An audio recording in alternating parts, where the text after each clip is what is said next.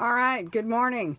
This is going to be a removal and replacement of a heater core. This vehicle is a 1991 Winnebago Warrior that's built on a Chevy G30 chassis. So, in this particular vehicle, the heater core is located right down behind the dash here. There are a number of screws and everything else I will have to remove. Instrument panels I will have to remove. Most likely the entire dash I will have to remove, as well as the doghouse. There are a few videos out there, but I just want to put this one out there as well because, ladies, hey, we can do it too. The book provides step-by-step instructions on removal, replacement, and reinstallation of the heater core. I've already disconnected the battery. The next step is engine cover, also commonly known as the doghouse. The engine cover here, I had to remove 2 bolts, 1/2-inch sockets worked just fine. 2 screws, one here, one here. That would be with a Phillips. Mine came out in 2 different sections. Here's the engine cover, and on top of this engine cover, this is the ashtray, as well as the cigarette lighter, drink holders, glove box, etc., etc. 2 screws up here, and then this piece, 2 more screws down here and here. The 2 bolts would be from here and here. All of this on top of this combined. There were also 2 wires. You'll see them right there and right there. I marked them with the masking tape, you can see right there, and I wrote on the masking tape. Because if you just do this on your own for the first time, just mark your shit so you know. Even if you do a 1-1, number 2, number 2, number 3, number 3, I don't care what it is, but identify the shit that you're taking apart so you can put it back in reverse order and not have done most of the work just to go pay somebody else come and rake you over the coals to finish the job that you actually could have started and finished on your own. So next, you are to remove the steering column panel next to instrument panel bolts and lower carefully. Okay, now that exposes all of this. So what you had was a couple of screws, 1, 2, and 3 Phillips. Okay, then you had 10mm here, 10mm here. But you also had 2 more right here for the hood release. 1, 2. This is a view of those same articles I just spoke of. Here's a bolt. That would have been at the bottom. Another bolt. That would have been here where it held the hood latch release. And then the 3 screws I spoke of. 1, 2, 3. Keep everything identified. It'll make it so much easier to put this shit back together. Next in the book, it says to remove the upper and lower instrument panel attaching screws. Okay? 1 there, 1 there, 1 there. And there's actually one that goes straight up this way. Let me show you. Right here where the light switch is. That screw goes here, and it goes straight up this way, and it holds this panel in. Now the instrument panel is removed. Gonna have to take this off, I believe, next. Next came the removal of the actual instrument gauges in that panel. So right here you have a bolt, and right here you have a bolt, which is here, here. These are the bolts, 10mm. You also had this connector here, which is one of the light bulbs at the top right over here, and then this right here. Just pinch the sides for the clip and pull that out. That would be the light bulb here, and your plug-in here. There are 8 screws in the dash at the top. 1, 2, 3, 4, 5, 6, 7, and another one right there, 8. Those are all at the top of the dash. The next thing I removed Since this obviously isn't the factory stereo, because God, how many years has this truck been alive? Okay, so I removed the faceplate, flatbed screwdriver, and then I have this bolt, 10 millimeter, and this bolt, and on to the next step. After removing the 10 millimeter bolt there, 10 millimeter bolt there, I pulled the stereo head out, disconnected this, disconnect this. Back for more. I've now removed these three from here, down here, down here. I also removed this guy from down back here on this bracket. Comes in through the back way, this way. Next, I'm going to remove this vent, bolt here, because I think it'd just be easier to remove this duct that's behind here, because this has to go over this column. It says lower the column, but I'm not quite sure on that one. I went ahead and disconnected these other wires, but I've marked them. So I got 1B and its connector, 1B and 1A to another connector down here, 1A. Just make it easier on yourself. Another thing it looks like it's getting caught up on is this duct right here. This little nut right here. So I'm going to remove that now. 4 bolts, 2 nuts, and you remove this, which sits underneath your steering column. 4 bolts, 2 on this side, 2 on the exact other side. And the nuts, we're gonna go here and then another one. All this on the same side. There's a bolt, I mean where your nut's gonna go. And then your other 2 bolts go here. Should be able to lower this column enough to pull this dash out. Dash almost completely out. That for sure was what I needed to do. I'm still gonna have to disconnect a nut here.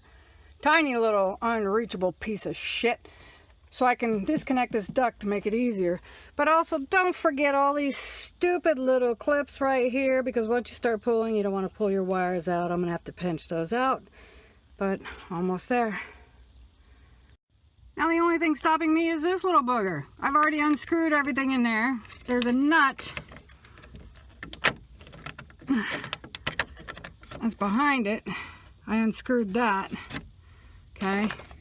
But this doesn't come off, so it doesn't slide through. And this is the only damn thing that's holding this whole dash up right now, other than the fact that it's resting on the steering column and that. Remove the headlight switch. You actually pull the knob out, and then when the knob's pulled out, you push this button down and it'll release the headlight switch, and voila, that thing is out of the dash. Here. Only one more thing to do to get this dash off. This hose right here, you gotta disconnect. Oop. And the same way with this hose. Probably should have used a taller wood block to hold that bad boy up, but I got you. Right now I'm going to move these hoses here. This one here. It's a short one, which actually connects to the top inlet. And this long one connects to the bottom inlet and goes all the way to the other side and connects on the inside of the dash. Both of them do. Both of them connect here. That's on the right side of the dash. Here, left side of the dash. So there's a lot of wiring over here. I'm going to need to disconnect this. Blue and gray wires come down here. This one here is the blue. This one to this one here is the gray. You know where your heater core is at? It's down there. Right there. See that copper looking thing? There's your heater core. Not too much further to go. Red wire here. You lift this rubber piece here, right? And then it just slides off, okay? And that's actually a hose. Just call it wires because that's what they all look like. Took me a minute to figure out where the heck this orange one goes.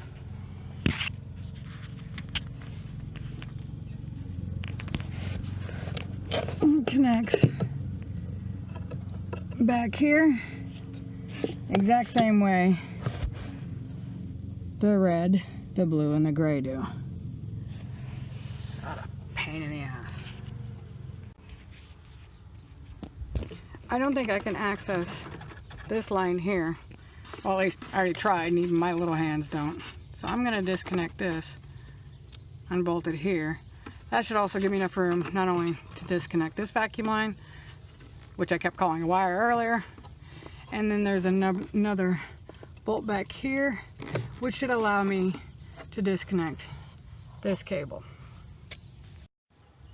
Now, after I unbolted it, you can see how it sets inside of there. You gotta lift it up, and it comes apart that way. So when I put it back, eventually, if I remember, it snaps back down in just like that. Haven't quite figured out how I'm getting it out yet, but there you go. I unbolted this thing from the side here. Okay.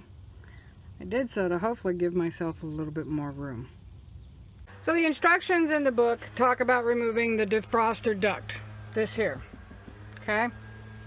It says 2 screws from the duct at the top underneath the windshield. I can tell you 2 screws is not correct. More like 5 on the top and 1 larger one at the bottom, which is located down there.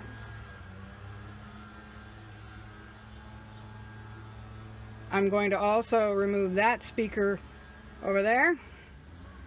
I've already removed it over here because I don't want to go into this dash anymore. So I'm going to fix it, replace them while I'm here. You got to disconnect a lot of these little pull tabs here to connect your wiring back to this later. This cable right here, this is your temperature control cable. You also have to unbolt it right here to remove it from that. I haven't quite figured out how to disconnect that yet. Still haven't figured out how to disconnect the vacuum actuator from the, it says from the kick panel, but it looks like I have to remove the kick panel. Not sure yet, but I will figure it out.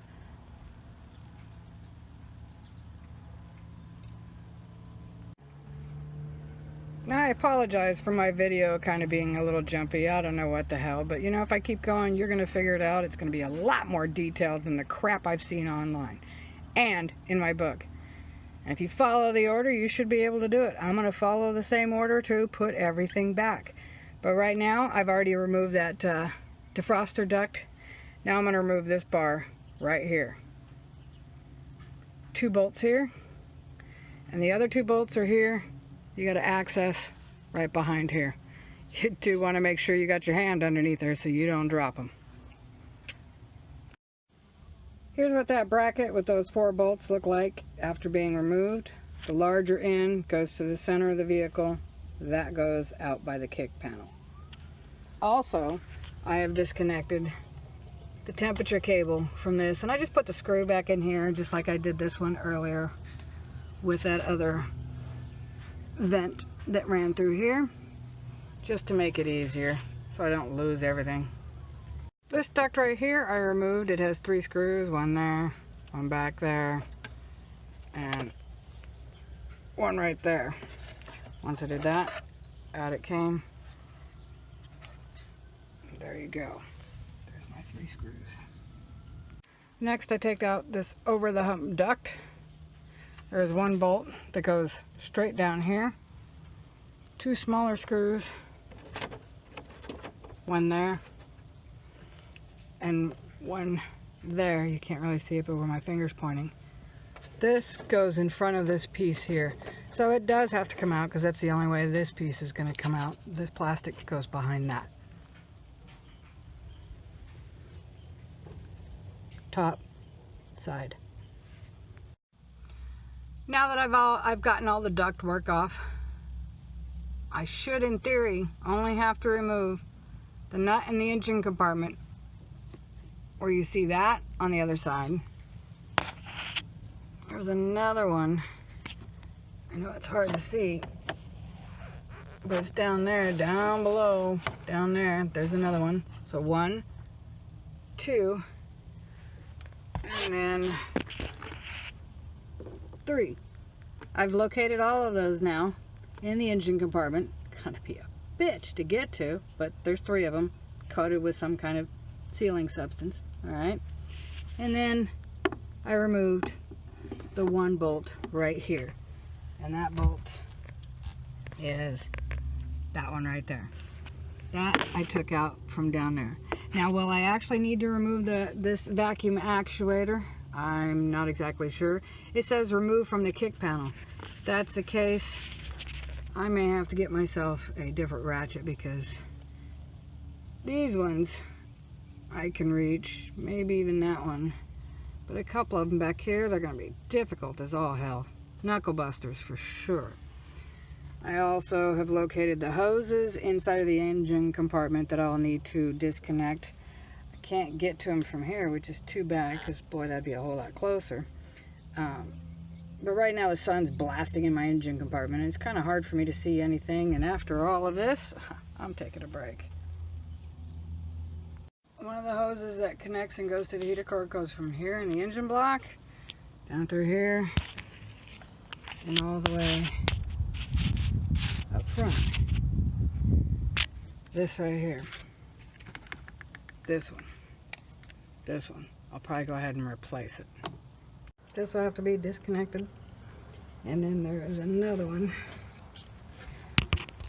right here that also connects to that funky part. This is the one that goes here right to the radiator that runs all the way back in the engine compartment.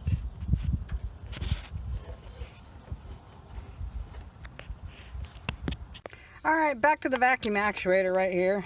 Okay, the book says you got to remove it from the kick panel, and if you see, there is just slight enough overhang right here between this heater box. I'm not going to sit here and try and go around it, because if I get this thing pulled out and then I get stuck on this, I'm going to be really pissed. So, painstakingly removing a nut here, here, here, here, there, and one back there. Better have some small hands or some tools that can really reach back there. Now to pull that thing off. So after a little prying, you can see I can move it. But I can't get it out because of the heater box. But maybe it'll give me a little bit of flexibility to finagle the heater box out. Alright, nut number 1, I'm going to remove. Right here.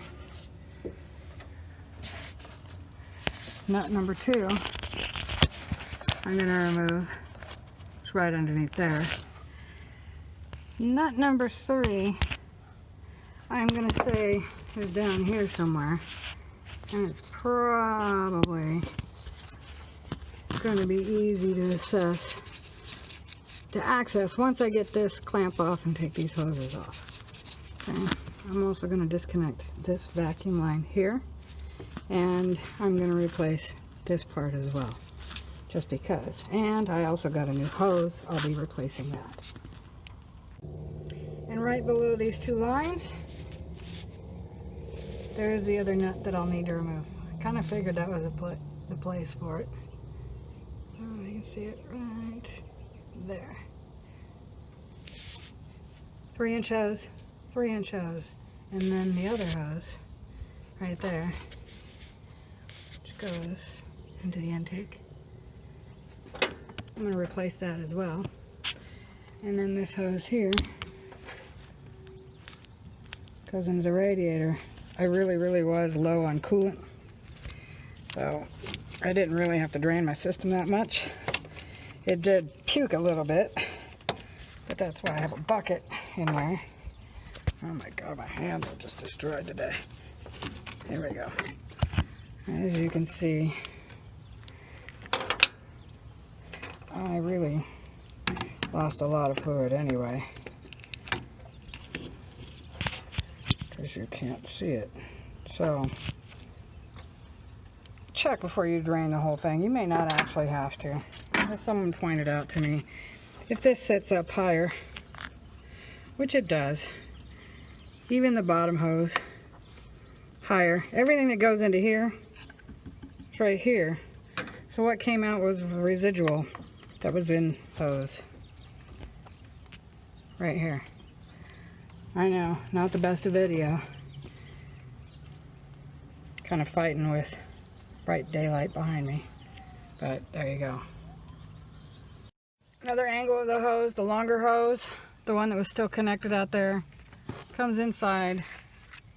Alright. I'll have to disconnect here. And it goes right into the block here. So that one, I bought a new one. I'm going to replace it. But now, off to finish taking this monster off. And just like that, unbolting those 3 nuts, it came out, except this one here, the nut didn't come off on the other side, so I figured I'd come and check it on this side. It may have just came apart in there somehow. It looks like it did. So I'll figure out how to put that bad boy back in there. It may just have to rely on these other nuts to hold it. But guess what? It is out. And I don't think I even needed to remove this sucker. So I'm going to make sure that I bolt it all back together before I put this thing back together. Because it was such a pain in the ass. Such a pain in the ass to unbolt in the first place. Now I need to disconnect this cable. And I can remove the heater box. And I can replace the heater core. Alright, the 2 screws from the climate control cable I thought I'd leave in the box, but you can't because you got to slide that out, so keep those out. And then you have a total of 8 more screws to pull out. Now notice here, see the foam?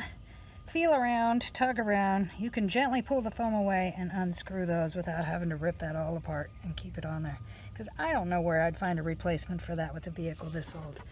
But here's my heater core. Look at that nasty thing. Oh my goodness. Next, you're going to have to remove these 2 little braces that go over the heater core to hold them in. One there, and one there. And out comes your heater core. What a pain in the ass to get. But boy, oh boy, have I saved myself a lot of money. Alright folks, there's the old heater core. You can see where it all leaked. Nasty. That one's out. New one is in, and now everything I've done in reverse order.